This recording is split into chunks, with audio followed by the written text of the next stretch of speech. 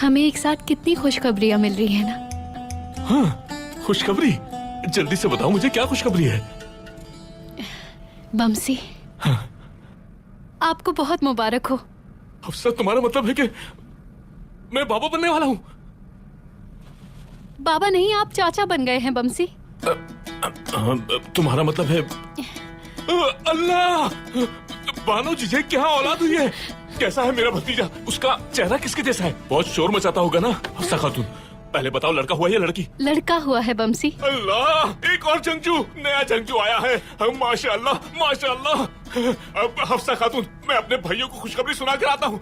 मुझसे इंतजार नहीं हो रहा, रोकना मत मुझे। मैं जा रहा हूँ, मैं अब सब्र नहीं कर सकता। हाँ, जा रहा हूँ। बमसी, बमसी कपड़े तो ढंग के पहन के जाइए। भाइयों, मेरे भाइयों, मुबारक हो, खुशखबरी है। बमसी, क्या हो गया है? भाई, मेरे भाई, हम चाचा बन गए हैं। तुर्कुत भाई, हम चाचा बन गए हैं। चाचा बन गए? मतलब बानो जिजैक? हाँ भाई, हाँ।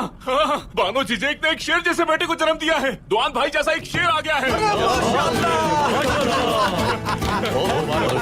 माशाल्लाह। हमारा भतीजा खैरियत से तो है ना भाई? बिल्कुल खैरियत है, वो बहुत मजबूत है, दुआन भाई की तरह। मतलब मैंने उसे अभी तक देखा नहीं है, मगर हफ्सा खातून ने यही बताया है।